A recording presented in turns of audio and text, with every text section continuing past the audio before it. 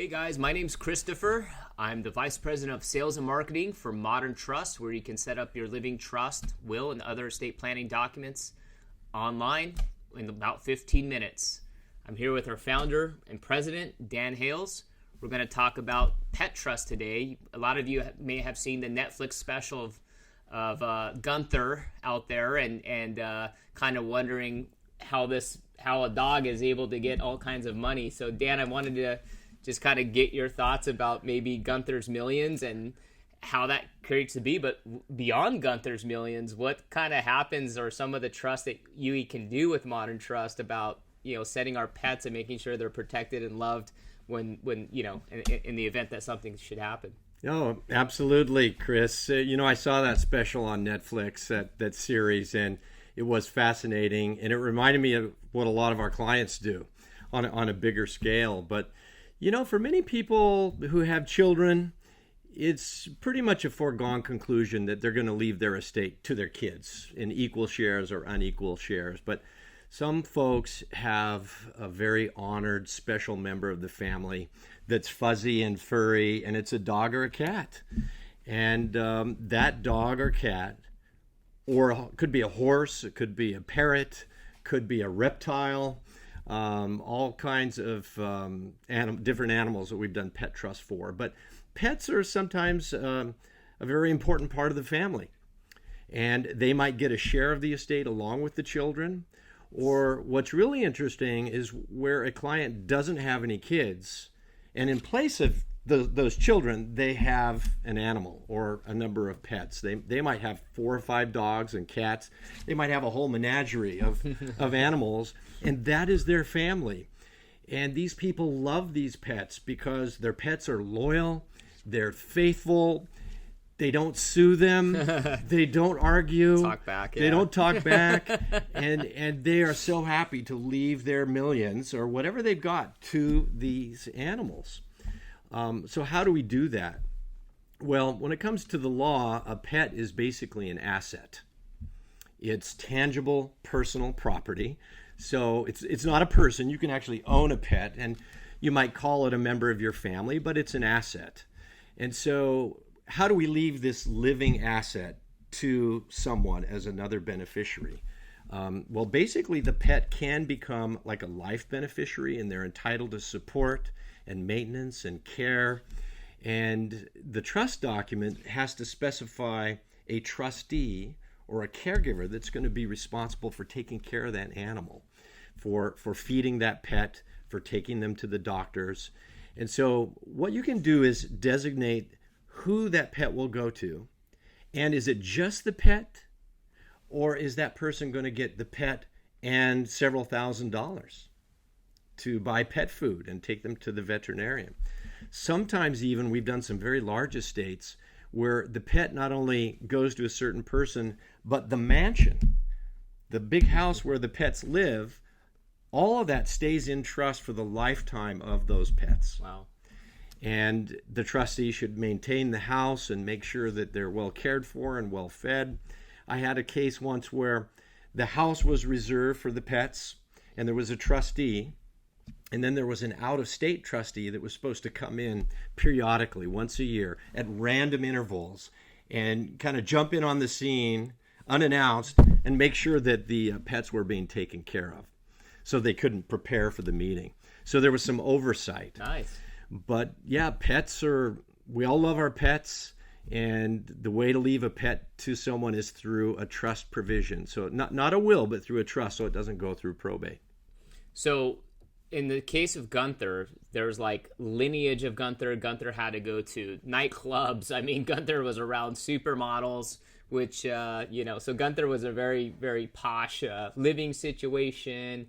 So when we articulate these are all kind of special instructions that go into the trust. Or how's that formulated, or how do you even brainstorm? Because to what depth do you take it, or do the clients normally have some ideas how far can this really go? Because in Gunther, it was pretty articulate, right? In fact, the original Gunther died. And all the successive Gunthers were clones of the original Gunther. So they've secretly kind of kept him going so the trust could keep going. That's a little bit extreme, right? I think most people just want to make sure their dogs and cats go to a loving person that's really going to take care of those animals. And it's usually somebody that knew the animals before. They were already friends. And it's usually just limited to the lifetime of that particular animal. Gunther's a rather unique situation, and I think they perpetuate that right, so that the taxes can continue and the trust can continue. But original Gunther's dead and gone, many years ago. So typically, once the pet has died, the trust will terminate and pass to a living beneficiary or to a charity at that point.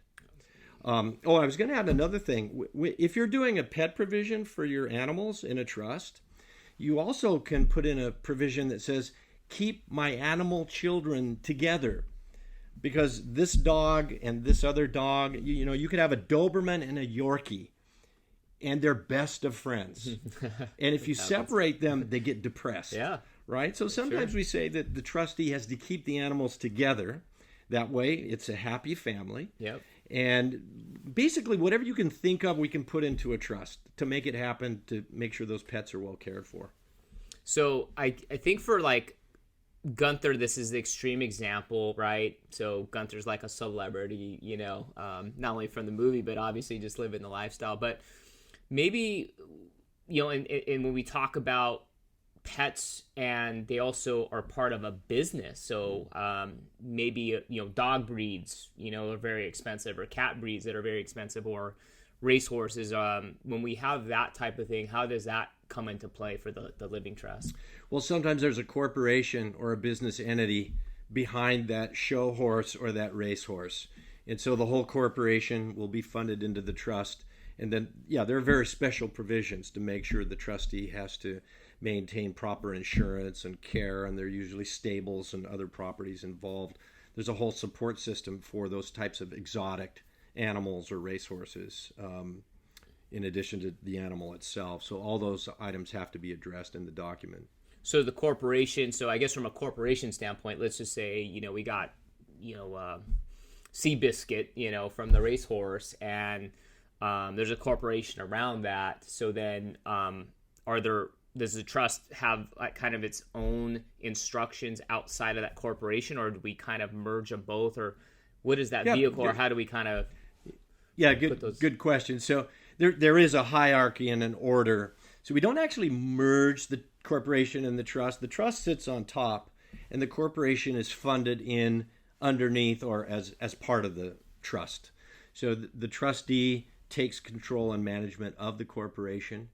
And depending on whatever the instructions are, sometimes the instructions are to find a suitable buyer for the corporation and the racehorse if the owner's gone. Sometimes it's to continue breeding that animal and getting stud fees and so forth. And so in those situations, the trust has to be designed to live long enough to fulfill that purpose. It really gets down to what each owner's purpose is and making sure that intent is clearly specified in the trust document. So in this case, let's say if there's like royalties because of, we'll stick to Seabiscuit. That's the only racehorse I'm aware of it right now. But so Seabiscuit, and we have these stud fees that are ongoing. In the trust, can we design something where, the royalties are back to the family? They don't want to sell, but it has to be preserved as long as possible, or some specification that the family is just kind of getting the proceeds, or some type of arrangement that way where they're not actually selling the business. Is that also something you've seen or possible? Sure. I mean, there are usually human beneficiaries that are underpinning this and are probably the income beneficiaries of the trust. So again, the horse and the business, those are assets, they're personal property. And even though the horse has a brain and a soul and a heart, it's still just an asset as far as the law is concerned.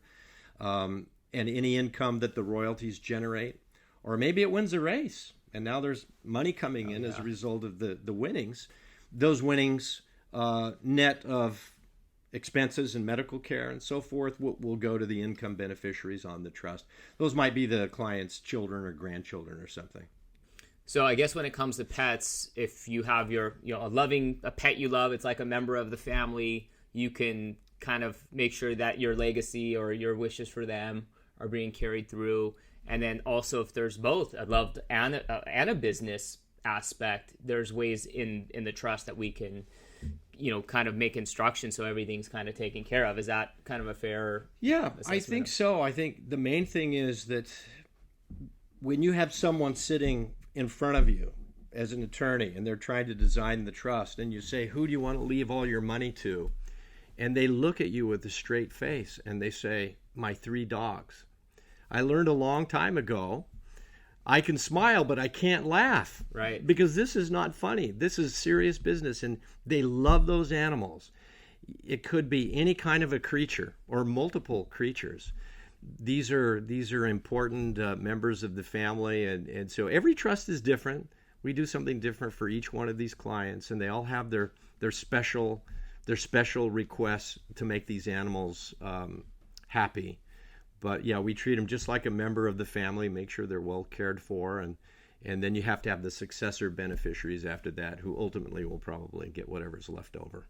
Yeah, so with Modern Trust, there's a clause in there, and that basically will kind of do some of the things we talked about. Did you want to kind of elaborate how easy that is to set up on Modern Trust? Or? Yeah, that's right. So when you go into the document interface, you enter all your personal information, then you select the pet provision, and you can indicate who you want your pet to go to. And it can be a different person for a different pet, or you can keep them all together. And you specify who the pet goes to and whether or not there's cash that goes along with the pet, because it is a responsibility to take care of a pet. Sure. It is a job, it is work, and you have to have money to care for the animals. So you can specify how much cash you want them to get. Typically, I see $1,000 or $2,000, maybe $5,000.